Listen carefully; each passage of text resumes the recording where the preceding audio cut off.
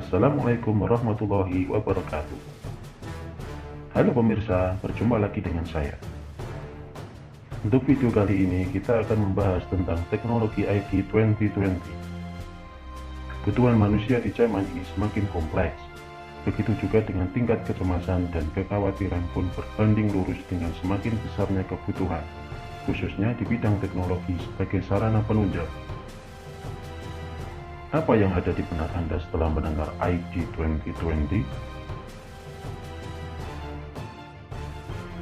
Jika Anda search di browser, maka akan Anda temukan kartu identitas internasional yang mampu merekam segala jenis informasi diri dan aktivitas-aktivitas masa kini yang membutuhkan akses internet. Lalu, apa definisi singkat tentang ID 2020? Mari kita simak video ini. ID 2020 is a global strategic initiative aiming to help deliver against the United Nations sustainable goal of legal identity for all. There are 1.5 billion people in the world who don't have a legal identity. No legal identity means no bank account and social exclusion.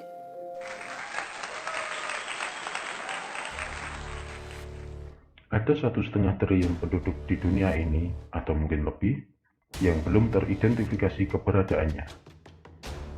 Mereka semua adalah korban dari berbagai bencana, peperangan, diskriminasi, dan berbagai macam masalah-masalah sosial, keamanan, pendidikan, kesehatan, dan lainnya. Maka dari itu, PBB dan perusahaan-perusahaan besar di bidang teknologi memanfaatkan blockchain untuk memberikan identitas bagi para pengungsi atau imigran dan seluruh penduduk dunia tanpa kecuali.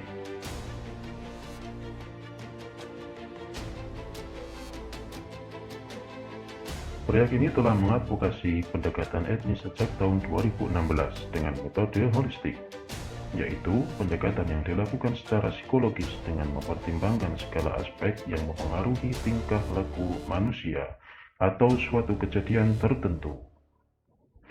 Proyek ini juga berbasis pasar, yaitu strategi yang dipandu oleh tren pasar dan kebutuhan manusia pada umumnya. Proyek ini melibatkan banyak aliansi dari sektor swasta sebagai mitra pendiri dan mitra umum. Keputusan mengenai mekanisme pengelolaan dana, program-program apa saja yang akan didanai, dan standar teknis apa saja yang harus dibuat bersama oleh para mitra aliansi ini dilakukan secara transparan untuk mencegah dominasi oleh lembaga atau sektor tunggal manapun.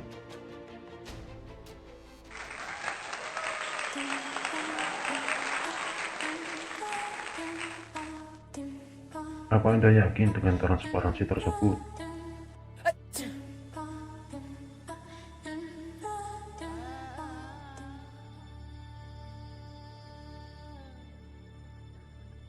Untuk mayoritas orang yang masih awam, mungkin mereka akan merasa percaya karena keterlibatan banyaknya aliansi penyelenggara. Bagaimana mungkin mereka akan korup, membohongi publik yang mereka adalah penduduk seluruh dunia, di mana banyak para pakar ahli, profesor, doktor, saintis? Sadarkah Anda bahwa musuh kita sebelumnya adalah virus kecil yang berhasil memporak-porandakan tatanan hidup manusia di seluruh dunia? Walaupun banyaknya orang-orang pintar, mereka tetap tidak bisa menjamin perubahan global, kecuali 1% saja dari penduduk dunia ini yang mampu mengubahnya. Selebihnya, hanya Tuhanlah yang mampu menjatuhkan konspirasi mereka. 1% dari orang kaya di Indonesia itu menguasai 50% perekonomian Indonesia. Betul. Kalau di dunia lebih timpang lagi, 1% orang kaya di dunia menguasai 90% aset dunia itu. Ya. Kalau di dunia lebih timpang lagi, 1% orang kaya di dunia menguasai 90% aset dunia itu.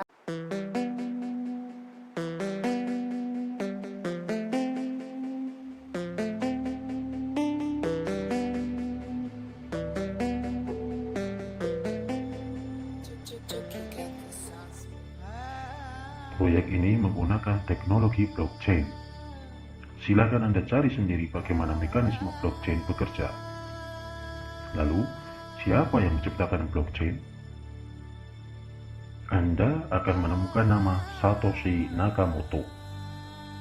Siapa dia? Identitas Satoshi Nakamoto tidak diketahui, padahal dialah yang menciptakan blockchain dan Bitcoin. Silakan Anda cari sendiri untuk membuktikan kebenarannya. Hey, this is Charlotte from Luno. You've got the questions and we've got the answers.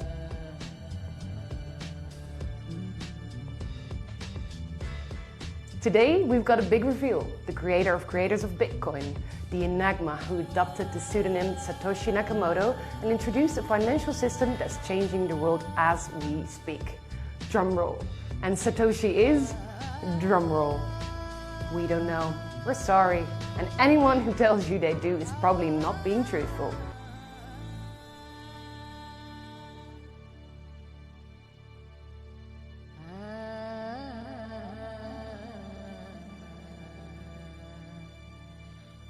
Lagi manja, lagi pengen dimanja, pengen berduaan dengan dirimu saja.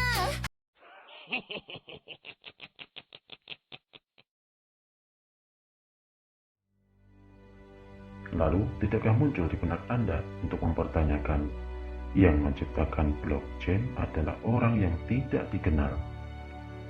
Lalu, kenapa PBB menggunakan teknologi ciptaan orang yang tidak dikenal tersebut sebagai satu-satunya cara yang efektif untuk mengatasi masalah-masalah dunia yang berbasis pasar?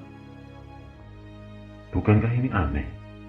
Kemudian, bukankah para mitra aliansi itu tentunya ada dan banyak para ahli politik, profesor, doktor, dan orang-orang yang memiliki peran penting di dalamnya? Apa mereka nggak sadar sedang dibodohi? Mereka nggak sadar sedang dibodohi? Ataukah kita yang nggak sadar sedang mereka bodohi? Atau mereka pura-pura nggak sadar sedang membodohi kita? Atau mereka pura-pura nggak sadar sedang terbodohi? Atau apakah kita yang harus sadar terlebih dahulu sebelum mereka sadar kalau kita telah sadar atas konspirasi mereka?